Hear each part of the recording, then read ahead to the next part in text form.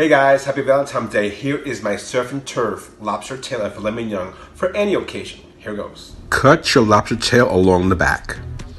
Go right to the tail and release the meat. Don't take it out all the way and lay it on top. And just like shrimp, don't forget to take out that digestive tract. Now I season with salt, fresh ground black pepper, a little bit of olive oil, and smoked paprika, and a squeeze of lime. Put them in the oven at 450 for only 5 minutes. Now salt and pepper your fillets. Don't forget the oil. Do both sides. Rub that in well. In a hot pan of butter, add your garlic and your herbs. Then lay in the fillets. Baste the whole time through.